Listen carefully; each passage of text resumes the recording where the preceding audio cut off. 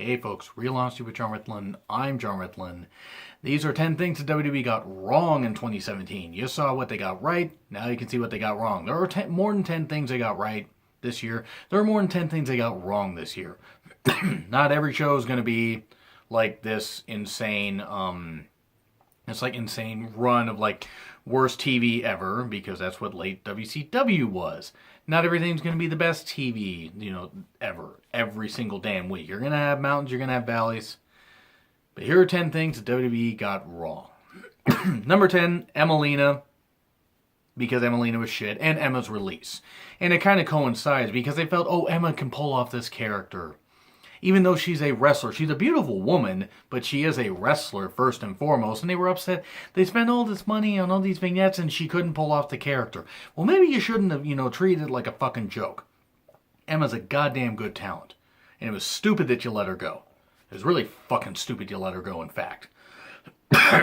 But, yeah, the Emelina debacle and Emma's release, they go here because it's just, why in the world... Why even bring her back to TV? Why not just fucking release her? Like, seriously, you jobbed her out to Asuka, which I knew she was going to lose to Asuka. That's not necessarily the issue. The fact that she lost to Asuka, though, and then got released right away, I mean, that's just fucking ridiculous. Anyway, number 9, Jason Jordan as Kurt's son. Just fuck this. Fuck this entire storyline. I know that Jason Jordan's going to turn heel, and fine, Jason Jordan should be a fine heel. Jason Jordan versus Kurt Angle sounds like a good program that they could build to at Mania if they decide to go that route. But this was so bad and so awkward, the emotional shit, the reveal of it should have been Chad Gable, by the way, if they were going to go any route, but it was just such shit. The emotional attachment has been nothing, and they're treating it as such. Nobody's buying into, Jason as Kurt's son. I mean, I know that it's entertainment and it's hokey and everything, and I get that. This has led to some really, really bad television, and the fact that they revealed that, they went on for weeks and weeks and stuff like this. What's the whole thing with Kurt Angle? And it turns out he has an illegitimate son, and it's my black son. It's bad. It's just really, really bad. Jason turning heel will at least be a nice end to it, but my God, or at least a nice twist to it. But, this was just so bad. And now we move on to something else that happened. Great Khali returning. Randy Orton, after seeing Khali make his return, walking down to the ring, could have climbed over the Punjabi prison to the floor, probably could have climbed over on his hands without using his damn feet, or just spider walk down there, ran to the back, got in his bags, got in his rental car, and probably could have even showered before leaving, before Great Khali got to the damn ring. Like, Khali did not need to come back. They were going to have Jinder win, fine. I mean, whatever. Jinder should have won that, even though I didn't want to be champion at first. But Great Khali returned. He returned, and that was it. That was it. I mean, I'm not saying I wanted to see him on TV. There were rumors they wanted to do Orton versus Khali at SummerSlam, which would have been a complete debacle because Khali couldn't even fucking wrestle in 2011. And now 6 years later, you want him to try to... No. It was such a bad return. Such a bad goddamn return. I mean, I think the only reason I didn't put Khali as worst return when I did my best worst of WWE main roster in 2017 is because I wanted to save it for this special moment to rant and, look, Khali can be a nice guy. I'm sure he is. But this was such dog shit. Like, what the fuck was this? He took 4 years to get to the ring. And then, number 7, Goldberg is Universal Champion. Kevin Owens' Universal title reign should have gone a lot better than it did. It had some good moments, it had some bad moments. But we knew that Goldberg wasn't going to work a long match, and we're like, okay, Jericho's music will hit, and Goldberg will hit the spear and hit the jackhammer. And that's what happened. And it was ridiculous. And it was one of the worst endings to a pay-per-view that WWE's put on in a number of years.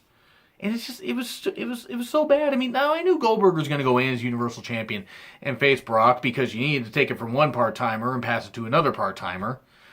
But it was just really, really bad. No point to it. It was just a sympathy title reign. Because he didn't defend it once. He won it, And then he lost it. I think he took one F5 from Brock, like right after Fastlane, like the Raw after Fastlane or something like that. And then, like, what? They had a face-off at one point, and then they had like a 4.5-minute match, and Brock won. Okay, hooray. I mean, I'm sorry, look, Goldberg, if Goldberg's family is happy, if he was happy with his family being happy, great. I don't want to see him back in the ring ever again. I didn't want to see him make his return the first time. But whatever, here's what we got. And Goldberg's Universal Champion, trash. It was absolute trash. Number 6, the Bray Orton feud. Oh, sweet Christ. I mean, House of Horrors, WrestleMania 33, the burning the shack down, the Sister Abigail's house, or whatever the fuck that was. I mean, that was with Sister Abigail's corpse in there. It was kind of cool. The Wyatt compound shack. That was kind of cool because it led to some good memes and Orton doing this and everything and all that.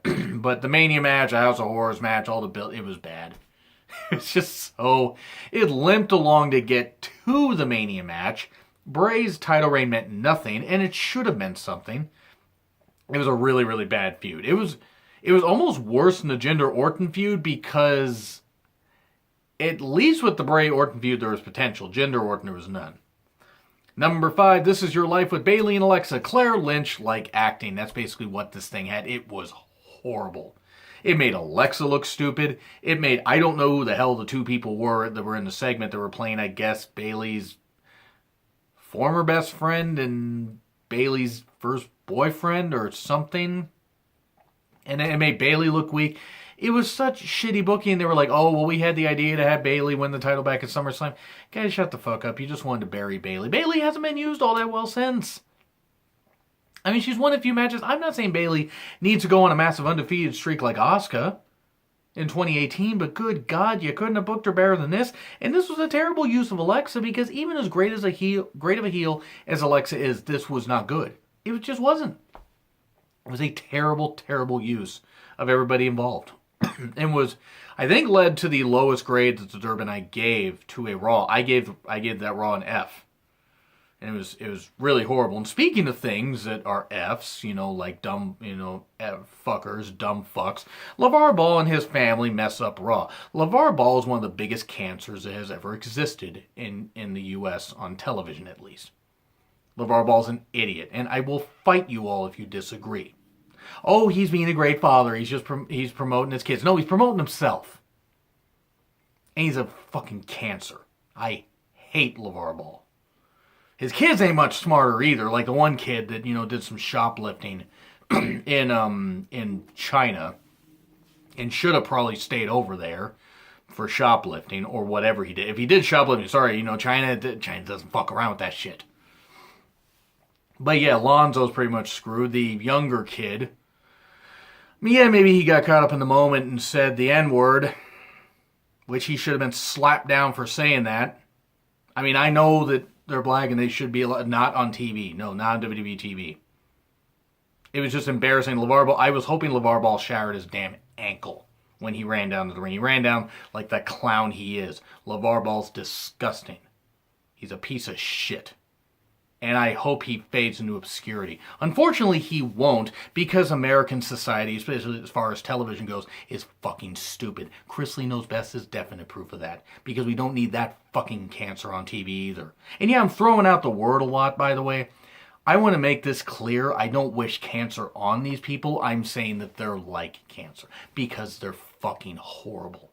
I hate LeVar Ball. I would scream in his goddamn worthless ass face, his melting face.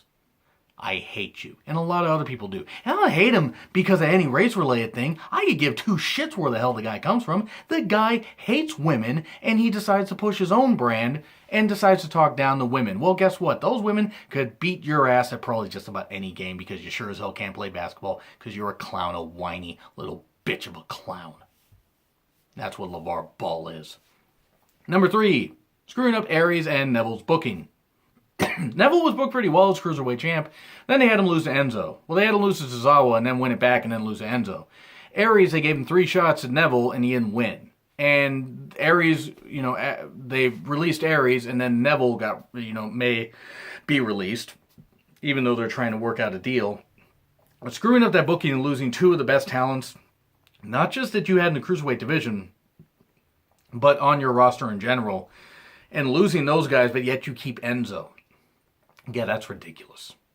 Aries and Neville are world-class athletes. Now, Aries is probably near the end of his career, because I think he's almost 40. He's had a lot of injuries, and hopefully maybe WWE can work out something with him to have him come back and do commentary. But screwing this up is really a glaring, obvious thing as to why 205 Live as a brand is pretty much dying. And I don't want to hear, oh, they're doing 3 shows, doing a little tour. Okay, great. They had to add Bray and Matt Hardy onto the show to draw fans because they weren't fucking drawing. The shows are happening in about, what, a month? I know they were just announced maybe 2 weeks ago, but like, seriously, if they're not drawing and they got to add Bray and Matt, maybe that's not good. Maybe don't do this. You don't need to be doing more damn tours. You need to be doing a few less tours, as far as I'm concerned. But screwing up Aries and Neville is pretty bad. Number 2, Enzo's Cruiserweight champ. I mentioned it enough. I can't stand Enzo. I hope he's never allowed to wrestle in 2018. Get the title off of him. Make him a manager. And, or Barry just break his jaw so he can't ever talk again. But keep him as a manager at least. But get him out of the ring. He's an embarrassment. Number 1, Jinder's WWE champion, because it shouldn't have happened. Jinder didn't need to be WWE champion. He wasn't any good. He couldn't wrestle. He couldn't cut a goddamn promo. He had no good feuds. He couldn't do anything. And they gave up on the damn experiment just before Survivor Series when they had already, built Brock and Jinder, not very well I might add, because nobody bought the fact that Jinder could put a dent in Brock. And they switched it and had AJ beat, Jinder in Manchester for the title. And then Jinder lost at Clash of Champions. And I don't know what they're going to do with Jinder. I mean, again, I'm recording this before SmackDown, the 19th. So I don't know what they're going to do with Jinder from here on out. Don't give him another WWE title shot. Have him go for the U.S. title. Have him beat Ziggler. I mean, I know Ziggler's a heel, but have him beat Ziggler. Give him that run. I mean, he's not a very good worker, but if you want to keep him as an evil foreign menace, have him be U.S. champion. That'd be a good way to go, but him as WWE champion was an embarrassment. Worst WWE champion of all time. No argument. No fucking argument. I don't care who's held the title. He's worse than Vince McMahon. He's worse than anybody that's held the title. Is that all his fault? He was pushed way too soon, but he wasn't any good. So anyway, that's what I gotta say. 10 things WWE got wrong in 2017. Do you agree? Do you disagree with what I said, what we said? Well, I mean, me and the voices in my head. Anyway, like, share, comment, subscribe. Twitter links in the description. It's been Real Honesty with John Ritlin. I'm John Ritlin, and I'll see you soon.